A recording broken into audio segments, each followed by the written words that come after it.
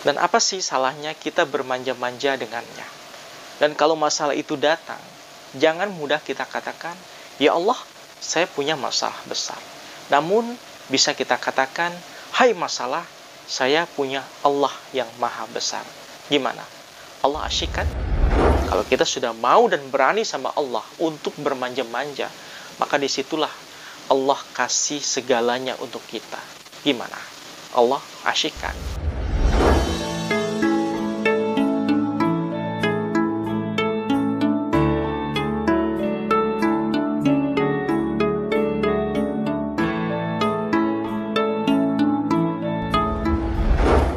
Assalamualaikum warahmatullahi wabarakatuh. Alhamdulillahirabbil alamin. Wassalatu wassalamu ala sayyidina Muhammadin wa ala alihi wa sahbihi ajma'in, amma ba'du. Bismillah, saya memulai dengan kalimah agung yang di dalamnya terdapat makna yang agung, yang hanya dengan kasih sayang Allah lah kita bisa menikmati secercah kehidupan, gratisnya menghirup oksigen, dan indahnya memandang alam semesta yang penuh dengan fenomena cinta yang memukau. Karena hanya dengan menyebut nama Allah di awal aktivitas kita semuanya akan membuat aktivitas hati menjadi tentram. Bukan hanya itu saja, dengan bismillah segala aktivitas kita akan senantiasa terpancar energi keberkahan yang tidak akan putus menyelimuti kehidupan kita. Tatkala lisan kita diarahkan untuk membaca Al-Quran, maka setiap kali kita membacanya di awal surah, selalu kita jumpai dengan kalimat Bismillahirrahmanirrahim, kecuali di dalam surah At-Taubah. Oleh karena itu, dari 113 surah lainnya, selalu dimulai dengan lafaz Bismillah. Maka inilah bukti kasih sayangnya Allah, bahwa Dia selalu mengingatkan kita akan kasih sayangnya agar selalu ingat dan bersyukur kepadanya. Jadi Allah itu asyik, bukan? Nah, ibadallah, sahabatku yang dirahmati Allah Subhanahu wa ta'ala, Allah itu asyik ketika kita menemukan problematika, masalah.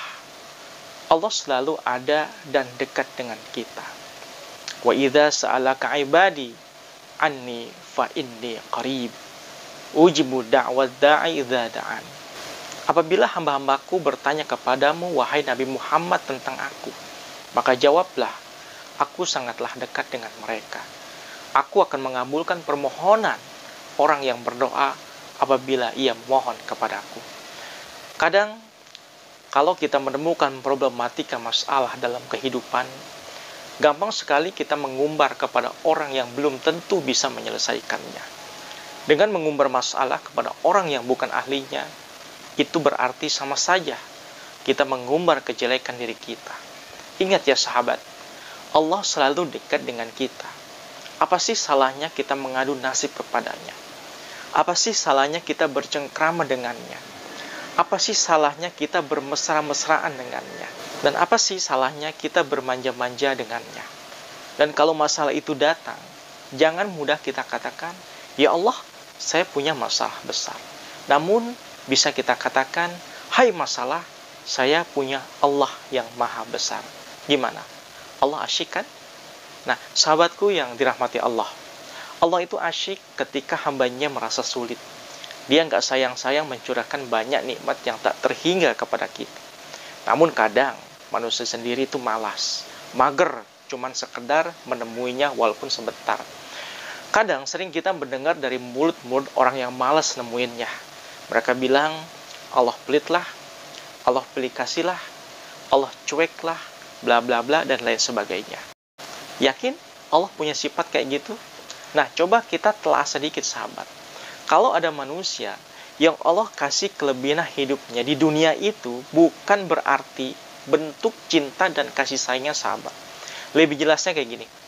Bisa saja kelebihan yang ia miliki tidak semerta-merta menunjukkan kalau Allah Subhanahu wa ta'ala lebih sayang kepada dirinya dibandingkan dengan orang yang lain, yang maaf, notabene-nya miskin atau susah. Sebab kekayaan yang Allah kasih kepada orang yang kaya itu semua adalah bentuk ujian yang harus dilewati. Orang yang dikasih kelebihan dalam hal harta, jabatan, serta kekuasaan, maka semestinya lebih berhati-hati dan memperbanyak mengingat Allah Subhanahu wa Ta'ala. Apalagi kadang manusia cenderung mempunyai sifat lalai. Ia kerap lupa pada Tuhannya ketika mendapatkan kelebihan dan berujung berbuat kezoliman. Jadi yang perlu dipahami di sini adalah kalau semua Allah Subhanahu wa Ta'ala anugerahi kekayaan kepada semua manusia, maka tidak ada istilah miskin, dan oleh sebab itulah ia disebut kaya karena ada yang miskin. Dan bukan hanya itu saja. Ketika manusia Allah anugerahi kekayaan, maka tidak ada lagi saling berbagi dalam kebaikan. Enggak ada lagi berbagi dalam menginfakkan harta. Karena untuk apa lagi menginfakkan harta kalau seluruh manusia di permukaan bumi ini kaya dan sejahtera. Jadi Allah itu asyik kan? Sahabat-sahabatku yang dirahmati Allah Subhanahu wa Ta'ala. Kemudian yang kedua, kenapa ada manusia yang Allah belum kasih kecukupan rezeki? Sahabatku, perlu kita pahami bahwa ujian Allah bukan cuma diberikan kepada mereka yang Allah anugerahkan kenikmatan yang lebih. Namun, Allah pun kasih ujian itu kepada manusia yang Allah belum kasih kelebihan rezeki. Kenapa demikian? Karena dengan diberikannya kekurangan rezeki, Allah menuntun kepada kita untuk senantiasa bekerja dengan segala kemampuan yang kita miliki.